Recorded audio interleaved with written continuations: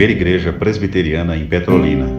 Uma igreja para frequentar, muito mais uma família para pertencer.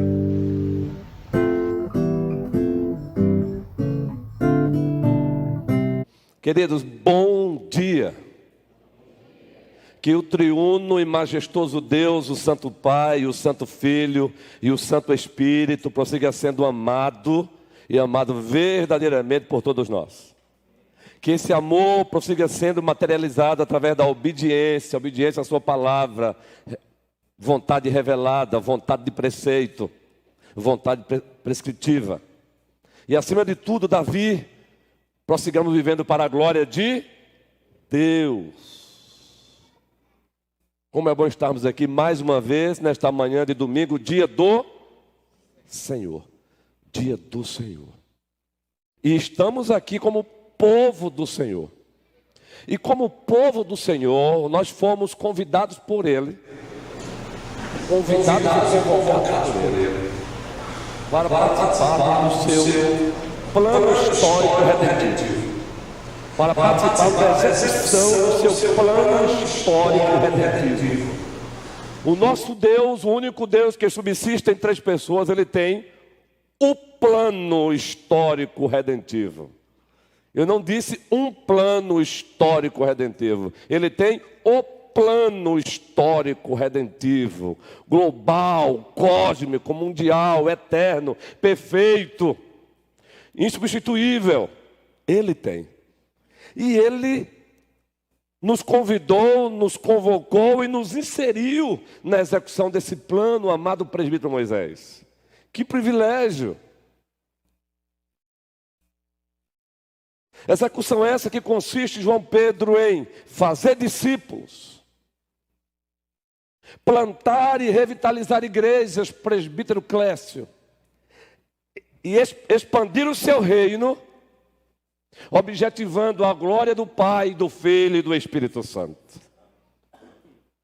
E dentro desse plano histórico redentivo de Deus, nós temos o que nós chamamos de a teologia do envio.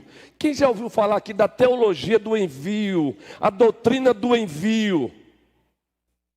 Pois bem, vamos relembrá-la então para aqueles que já ouviram anos atrás e de repente se esqueceram, nós nos esquecemos mesmos.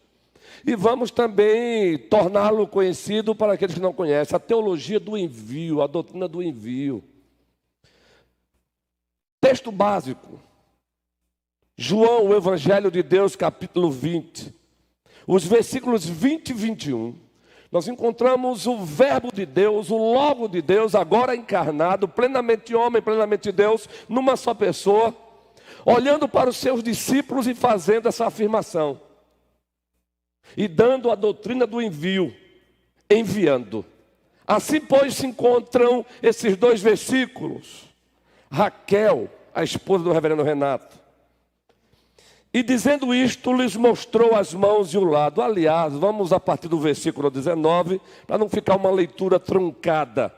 Ao cair da tarde daquele dia, o primeiro dia da semana, o dia do Senhor, por isso que estamos aqui também, trancadas as portas da casa onde estavam os discípulos, com medo dos judeus, veio Jesus, agora ressuscitado, pôs-se no meio e disse-lhes: paz seja convosco.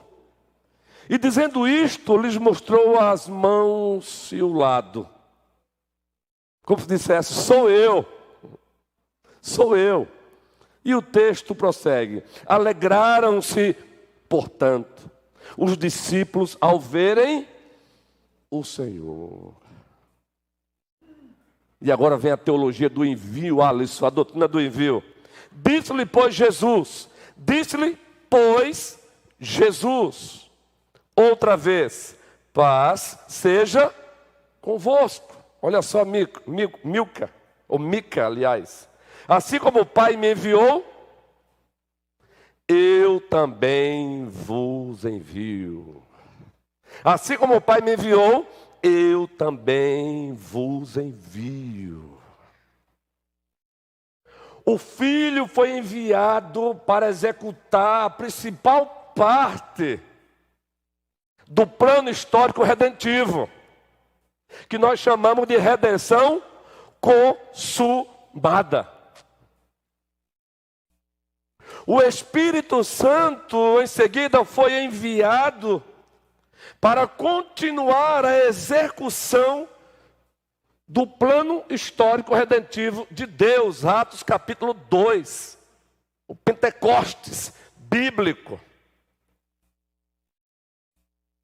E a igreja foi enviada para prosseguir no poder e pelo poder do Espírito Santo, executando o plano histórico redentivo de Deus, fazer discípulos, plantar e revitalizar igrejas, expandir o reino, objetivando a glória do Pai, do Filho e do Espírito Santo. Lucas e Luísa, agora são 3, e o bebê que está aí.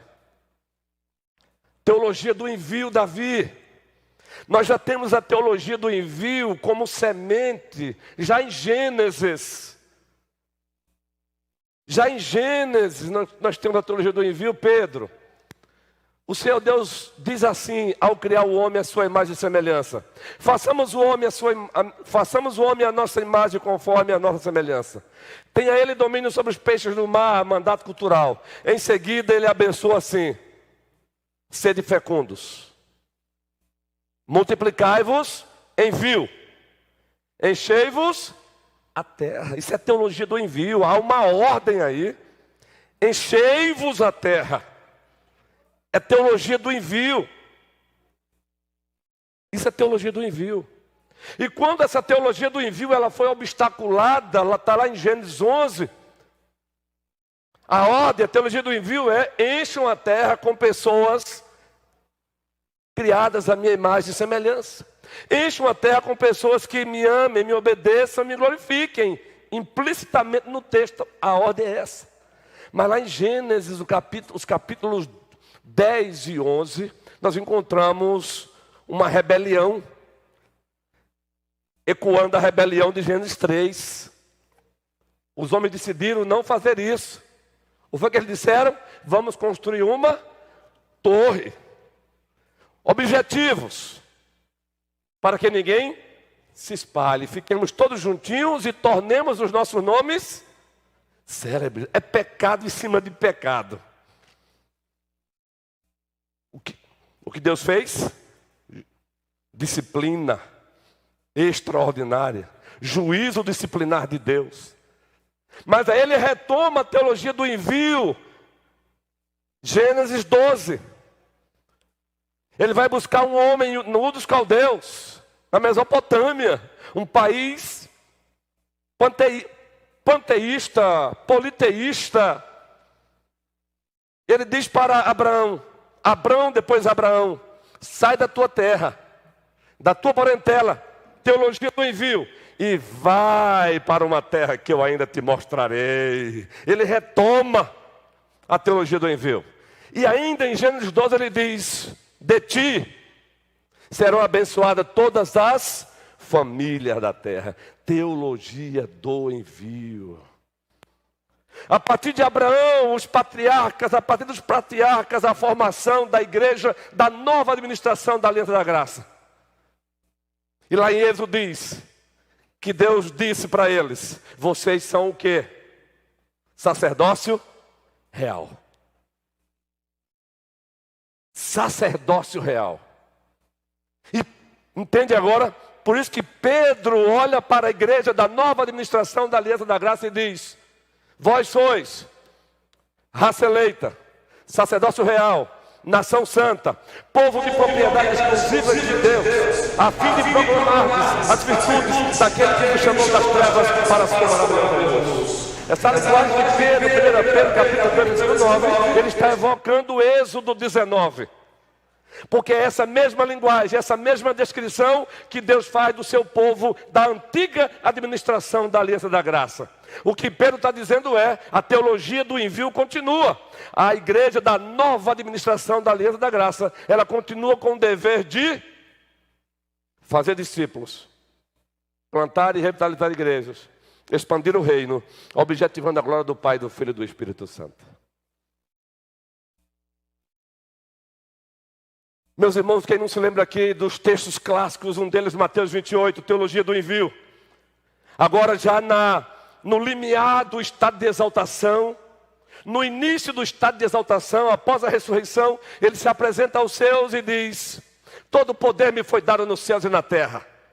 Portanto, por esta causa, por esta razão, vão, está no gerúndio, indo, façam discípulos, imperativo, façam discípulos de todas as nações, batizando-os em nome do Pai, do Filho e do Espírito Santo, ensinando-os a guardar todas as coisas que vos tenho ordenado, promessa, garantia de êxito. Eis que eu estou convosco todos os dias até a consumação dos séculos.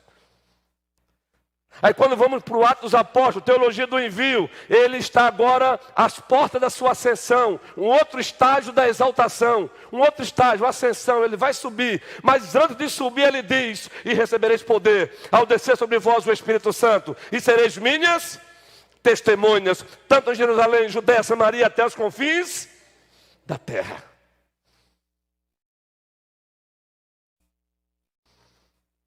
A obediência à teologia do envio nos trouxe até aqui. Sabe por que estamos aqui nesta manhã, no dia do Senhor, como primeira igreja presbiteriana de Petrolina? Porque alguém lá atrás obedeceu à teologia do envio. Porque alguém lá atrás obedeceu à doutrina do envio. E por isso estamos aqui hoje como primeira igreja presbiteriana de Petrolina. Aliás, precisamos intensificar mais o ato de adoração, de honrar mais os trabalhadores da obra. Inclusive, aqueles que passaram o bastão para nós. Aqueles que colocaram os primeiros tijolinhos. Aqueles que continuaram colocando tijolos. E honrar aqueles que atualmente estão colocando tijolos. E quem são esses? Todos nós. Sem exceção. Todos nós. Teologia do envio. Nós estamos aí com ministérios aqui, Universidade para Cristo, campanha nacional de evangelização, campanha municipal de evangelização. O objetivo é isso: fazer discípulos, plantar igrejas e revitalizá-las, expandir o reino, objetivando a glória do Pai, do Filho e do Espírito Santo.